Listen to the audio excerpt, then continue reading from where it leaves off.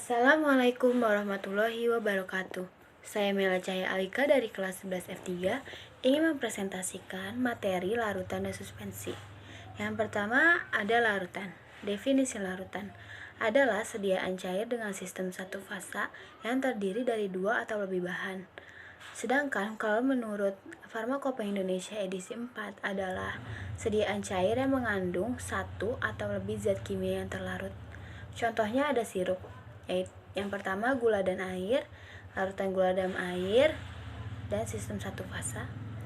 Istilah bahan obat terlarut yaitu solut, pelarut yaitu solvent. Solvent terbagi menjadi dua, yaitu solvent berkhasiat dan tidak berkhasiat. Syarat-syarat sediaan larutan. Yang pertama ada stabil dan jernih. Stabil yaitu fisika dan kimia. Jernih yaitu tidak ada endapan dan dapat meneruskan cahaya. Sedangkan yang kedua ada homogen. Macam-macam sediaan larutan. 1. Berdasarkan pelarut. A. Solutio aquosa, pelarut berupa air. B. Solutio spirituosa, pelarut berupa alkohol. C. Solutio oleosa, pelarut berupa minyak. 2. Berdasarkan perbandingan solut dan solvent. A. Larutan tidak jenuh. B. Larutan jenuh. C. Larutan lewat jenuh. 3. Berdasarkan penggunaan.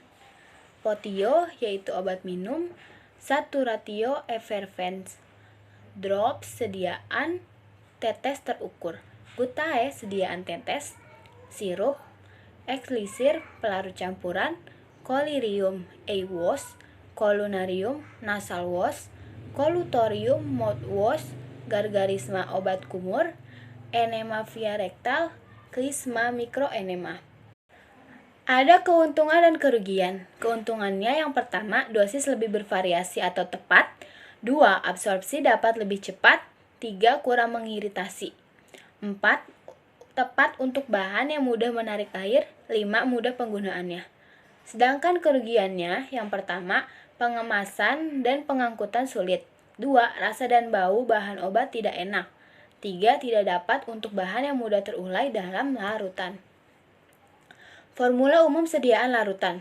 Yang pertama bahan obat, ada padat dan cair, bahan pelarut pembawa atau vehikulum, bahan pembantu, ada korrigens dan pengawet. Prinsip pembuatan yang pertama, bahan obat harus terlarut dengan cara melarutkan bahan obat. 2. Sediaan harus terbebas dari kotoran mekanis dan zat yang tidak dikehendaki dengan cara menyaring sediaan. Metode pelarutan. Yang pertama dengan cara sederhana. Bahan obat ditambah pelarut dengan jumlah yang sesuai serta diaduk. Sirup simplex melarutkan gula dalam air. Solutio acidi boriki melarutkan acidum boricum dalam air. 2.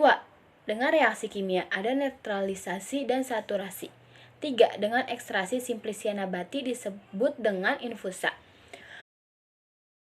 Pelarutan dengan reaksi kimia ada neutralisasi dengan mencampurkan suatu asam dengan suatu basa. Saturasi dengan mencampurkan asam dengan suatu karbonat di mana sediaan jenuh dengan gas CO2. Ada penyaringan. Macam penyaringan. Kertas saring digunakan untuk larutan obat, kapas digunakan untuk sirup simplex, kain flanel atau kasa digunakan untuk infusa. Suspensi. Definisi suspensi berdasarkan Farmakopeia Indonesia edisi 4 halaman 17, yaitu sediaan cair yang mengandung partikel tidak larut yang terdispersi dalam fase cair. Beberapa alasan bahan aktif diformulasi untuk sediaan suspensi. Yang pertama, beberapa orang sulit menelan obat bentuk tablet atau kapsul. Yang kedua, sukar larut dalam air. Yang ketiga, dalam bentuk terlarut berasa pahit. Yang keempat, lebih stabil secara kimia daripada bentuk terlarut. 5. Lebih siap secara bioavailabilitas daripada bentuk tablet atau kapsul. Syarat sediaan suspensi secara umum. Yang pertama ada stabil, yang kedua homogen, yang ketiga ukuran partikel tertentu dan sama besar. Jenis-jenis suspensi yang pertama ada suspensi oral, suspensi topika, suspensi tetes telinga, suspensi optalmik, suspensi untuk infeksi, dan suspensi untuk injeksi terkonstitusi. Ada keuntungan dan kerugian. Keuntungannya yang pertama, sediaan yang sukar larut dapat diracik menjadi sediaan cair. Yang kedua, baik untuk penderita yang tidak bisa menelan tablet atau kapsul. Yang ketiga, mempermudah penggunaan atau efek pemakaian lebih baik. Yang keempat, stabilitas sediaan lebih baik. Yang kelima, rasa bahan obat yang tidak enak dapat ditutupi. Kerugiannya yang pertama, peracikan membutuhkan ketelitian dan teknik tertentu. Formula umum bahan obat tak larut, yaitu suspending agent, bahan pembasah, bahan tambahan, dan bahan pembawa. Prinsip pembuatan umum dengan cara langsung. Yang pertama dalam bentuk mucilago dan yang kedua dalam bentuk serbuk. Cara pengendapan. Yang pertama, mencampur larutan yang bereaksi seencer mungkin. 2. Media kental. 3. Aduk dengan kecepatan tinggi, yaitu dengan cara di blender. Suspending agent dari alam. Golongan GOM. A. Akasia, Pulvis gumi arabica atau PGA. Diperoleh dari tanaman akasia, dapat larut dalam air, tidak larut dalam etanol, mudah rusak oleh bakteri sehingga ke dalam suspensi perlu ditambahkan pengawet.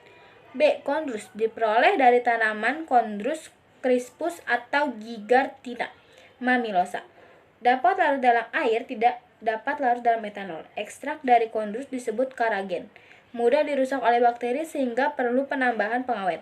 C. Teragakan, diperoleh dari tanaman Astragalus gumifera. Mucilago teragakan lebih kental dibanding mucilago dari gom Arab. Mucilago teragakan hanya baik sebagai suspending agent, tapi bukan sebagai emulgator. D. Ada algin, diperoleh dari beberapa spesies ganggang di laut. Di perdagangan terdapat dalam bentuk garamnya, yaitu natrium algiat. Mudah dirusak oleh bakteri sehingga perlu ditambahkan pengawet konsentrasi yang bisa digunakan 1 sampai dengan 2%. Sekian materi yang saya sampaikan. Kurang lebihnya mohon maaf. Terima kasih sudah menonton. Wassalamualaikum warahmatullahi wabarakatuh.